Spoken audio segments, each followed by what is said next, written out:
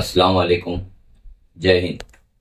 मैं इलियास शेख, नई जिंदगी में रहने वाला एक नागरिक। पिछले 2 या 3 दिन से एक सभा हो गई जो बीजेपी कैंडिडेट के बारे में थी। इस सभा में हमारे शोलापुर के कुछ नौजवान नगर सेवक, नौजवान समाज सेवक कौन है, हमारा हमारा एक इलेक्शन का एक अलग एजेंडा होता है। ये एजेंडे को मद्देनजर नहीं रखते हुए मुस्लिम समाज को टारगेट कर रहे हैं। मैं जानता हूं जब तक आप लोग मुस्लिमों की बुराई नहीं करेंगे आप लोगों को मजा नहीं आएगा। मगर ये भी तो ध्यान में रखो, संविधान सबके लिए हक दिया गया है, ना ही हिंदुओं के लिए ना ही किसी एक मजहब के लिए। संविधान में तो हक बजा लाने का ही लिखा हुआ है। आपको ये नहीं समझता क्या?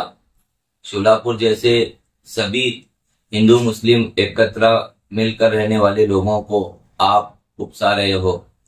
अगर आपको नई जिंदगी में एक मिसाल देखना है तो देखिए, यहाँ पर जो भी नगर है वो हिंदुत्व के नाम पे है। आज तक नई जिंदगी में ये नगर को मिठाया नहीं गया।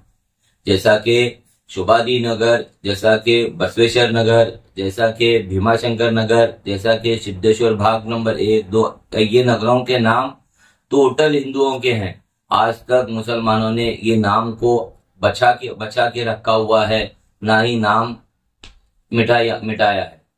और दूसरी मिसाल आपको दूं, आप सिविल हॉस्पिटल में जाकर देखिए, यहाँ के जो कर्मचारी है वो मिनिमम 25-30% के मुस्लिम है, और यहाँ के जो साफ सफाई वर्कर है वो मुस्लिम है। यहाँ तक के कोविड पीरियड में जब किसी भी मजहब के लोग कोविड से डेड हो जाते थे, हमारे एक मुस्लिम कौम के, जिसको आज पूरे शोलापुर, पूरे महाराष्ट्र में पहचाना जाता है, लादिन।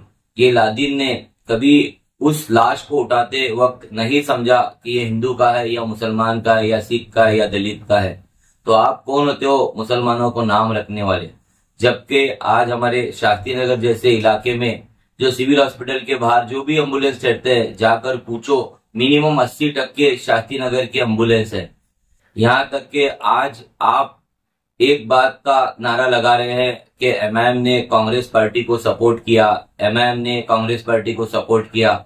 मैं बताता हूं, मैं बोलता हूं, मैं कहता हूं, आपको चैलेंज है, एक भी ऐसी बाइट बताइए, एक भी ऐसी न्यूज बताइए कि हम कांग्रेस पार्टी को सपोर्ट किए, या हम इसका मतलब एमआईएम ये पार्टी को सपोर्ट किए, या परिणीति मैडम के बारे में कोई अनाप शनाप शब्द बोले, या परिणीति को सपोर्ट करो ऐसा बोले। अरे तुमको तो डर लग रहा है एमआईएम पार्टी से, तुमको तो डर लग रहा है मुसलमानों से, तुमको तो डर लग रहा है आज गुलबर्गा के इलेक्शन से, तुमको तो डर लग रहा है कर्नाटकों के इलेक्शन से। जब मुसलमान एक हो जाते हैं तो मुसलमानों की ताकत आपको पता चलती है। आपको अगर आपके पास दम है तो मुसलमानों को भी इलेक्शन में लीजिए, मुसलमानों को भी एक खासदार की सीट देकर देखिए, जब समझ में आएगा कि मुसलमान खासदार बगैर किसी कौम के, बगैर किसी मजहब को टीका करके किस तरह से चुन कर आते हैं। आपको पता है, आपके दादा है या नाना है विष्णुकरण कोटे साहब, कभी जिंदगी में मुसलमानों के खिलाफ या किसी मजहब के खिलाफ नहीं बोले। आपको पता है, आपके और एक पूर्वज है जो महेश कोटे साहब, आज तक मुसलमानों के साथ रहते हैं मगर मुसलमानों के खिलाफ कभी नहीं बोले।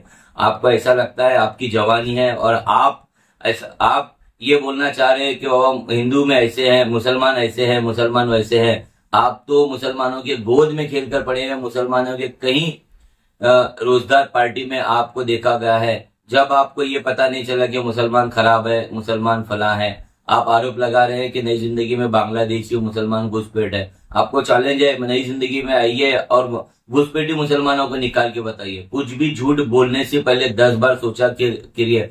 आज आपके भी मजहब के लोगों को पता है कि आप झूठ बोल रहे हैं, आपके भी मजहब के बच्चों को पता है कि आप उपसाएंगे तो उपसने वाले नहीं है।